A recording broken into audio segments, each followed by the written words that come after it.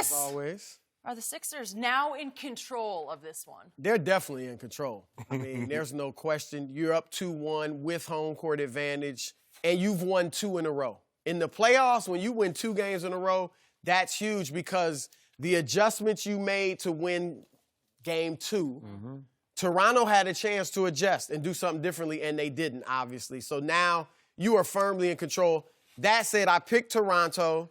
I'm going to stick with them. I'm not saying this thing is over. You know how it is in the playoffs. Whichever team won the last game, you feel like, oh, they got control of the series. Yeah. So I'm sticking with Toronto, but they have to make some huge changes. And let me give Philadelphia credit. My questions about Philadelphia heading into the playoffs, not just this series, but the playoffs, was I didn't think Embiid and Simmons were mature enough. And I had questions about Brett Brown's coaching. I think Embiid is showing great maturity. I love the antics. I'm not going to kill him for the antics. Maturity and mental toughness by playing through this injury. It doesn't even look yesterday like he's injured. So I think he's showing great growth and toughness and playing through the injury. And I think Brett Brown's made some really nice adjustments. I think he's out coaching Nick Nurse. Wow. He put Tobias Harris on Marc Gasol, and they're not exploiting that. He's found a way to kind of hide Ben Simmons in the half court, and shame on Nick Nurse for not. Like, if they get Boston further down the line, Brad Stevens will find a way to make that a factor. Nick Nurse has not done it yet. And then he's running a lot of two-man game with Jimmy Butler and Embiid. And Butler, their problems, and I think you'll even agree with this, Skip, a lot of their problems were down the stretch, how they execute down the stretch.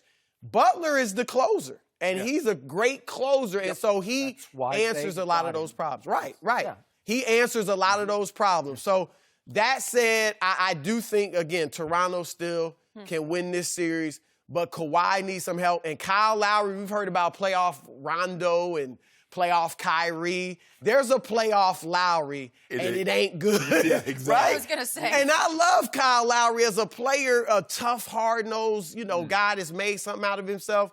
But he just doesn't, year after year, last year was okay, but year after year, he doesn't get it done in the playoffs. And that's killing them. And they're making it easy. You know what I'm about to say. What I just said, they're making it real easy for Kawhi Leonard to walk out the door. They're making it, and to be honest, this is where the Lakers screwed up.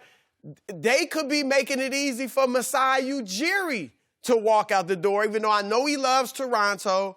And to this point, the Lakers seem to be all in on Kurt and Linda Rambis. But if they went hard after Masai, hard, like they should, I think they could get him and maybe Kawhi too. Told you. So did Kyle Lowry play for the Raptors when you picked them? Yeah. Yes, he did. Yeah. You too. Was he that when you switched your pick, was Kyle Lowry a Raptor? I'm going to be honest with you. My pick in the Raptors, and I did believe in the Raptors, but a lot of it was the other team's warts. It was Philly's immaturity. Can they execute? It was Milwaukee's youth and lack of experience, and I just thought Boston was out of sorts. They were. But here's the thing. Shame on me. It's my fault. Because I have seen Kyle Lowry play like this in the last 4 playoffs. So that's shame on me. I fault me for doing that.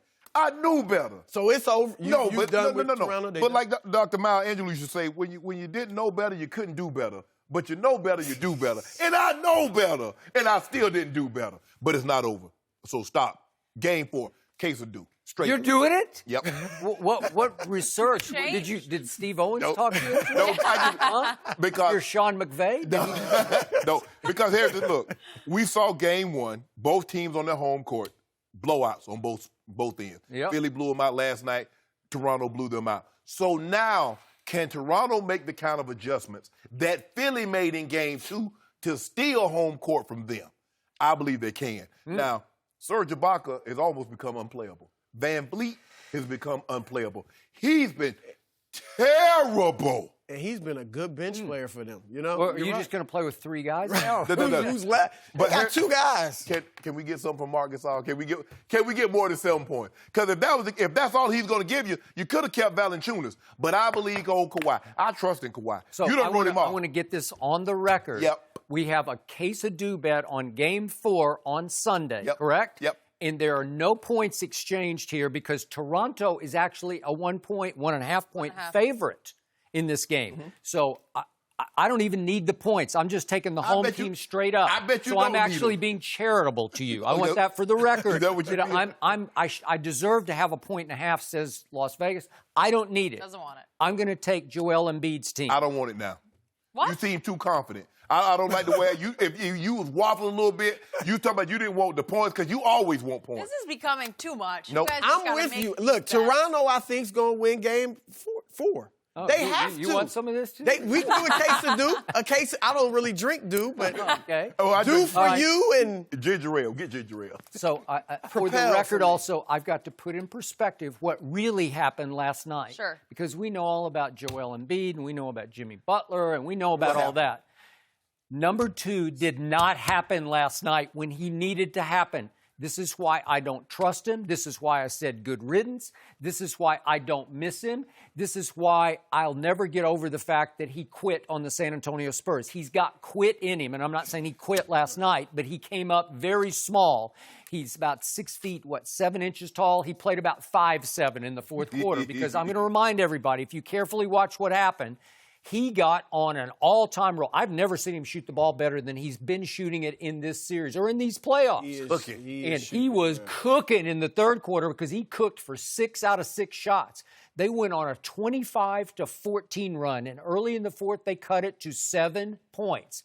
And the between quarters interview featuring Brett Brown, he looked haunted, tortured. He looked like he had seen a ghost. He looked shell-shocked. And he basically said, we completely lost our defensive focus in the third quarter. And I don't know if it's what button he pushed in the sideline huddle, maybe Jimmy Butler, who is now the leader of this team as the veteran. Somebody said something that flipped the switch back on for Philadelphia because they proceeded early in the fourth to go on a 21-2 run. So that guy, number 2 in Toronto, had scored 14 of their 25 in that run. Guess how many he scored as they lost 21-2 over the next 6 minutes? He scored 0. He scored 0. Exactly. He didn't even score the 2. He took 2 shots and missed both. He wound up getting 2 garbage time free throws, and that was his total output for the fourth quarter last night. He scored 2 free throws and no baskets. That's the guy that you guys are betting on. That guy, really? But Skip, he had 33 points, and I get it. Okay, it's when you score the points. But 33 points, he got 7 from Marc Gasol, 7 from Kyle Lowry, 2 for 10 shooting from Lowry. He wasn't the problem. He was when it counted. And even, when it counted, you need to continue to rise and shine. But even if he's at his best, let's say both teams are playing at their best. Philly has a greater starting 5. Like talent-wise, Philly's talent is better. They don't have the depth. The truth is, but it's not even close with the starting 5. Right, in favor of Philly, right? I mean, you can make a case this starting 5 is it's getting up there with Golden State. Yeah. It's like rivaling Golden State. Yeah. I'm When just saying Embiid is right, when his knees aren't creaky and aching, Yeah. Listen, is there a better big man than that? I mean, No. Come on. Talent-wise, that's one point, though. I'm not going to put it all on Kawhi when the other team just has a lot more talent, and his guys aren't showing up even playing to their best of their ability. Because this is what we love so much about Toronto, is that when Kawhi was out, they were still winning the game. What did they go, 15-5 without Kawhi in those 20 games? They were better without it. Yeah, so we're looking like, okay. Well, that will serve you well come playoff time because all the games that Kawhi missed wasn't at home. He missed some road games. Remember they went to the Lakers and thumped them, had them down by like 30 points at the beginning of the second quarter. Wait, I thought the North. No? The little baby, he's still a little It's baby down we. the floor. They are. They're He. showing you. He. I don't know what it is. The baby because down- a lot of the guys are new. Gasol's new. You know, Danny Green, I'm not going to fault. He had 13. That's what you expect from Danny Green. But these aren't all the same guys from last year. A lot of them are. Van Fleet averaged 11 points per game in the regular season. He's averaging 1.4 now. Yeah, how you going to win with that, Skip? Serge, what has happened to Serge Ibaka? Okay, you just keep saying that. You took them. You should have Why known you- that. why They you- are the same old Raptors. You said it. Why do I love the NBA playoffs? Because they're 7-game series, Yeah. and usually game 3, 4, 5.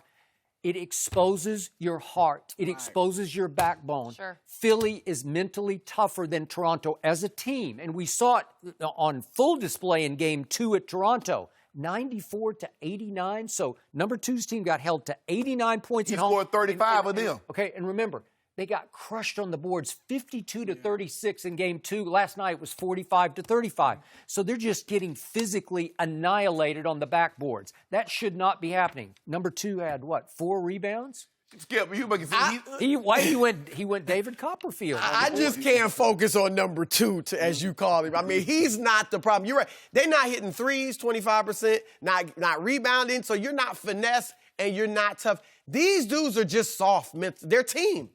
Their organization, something about them.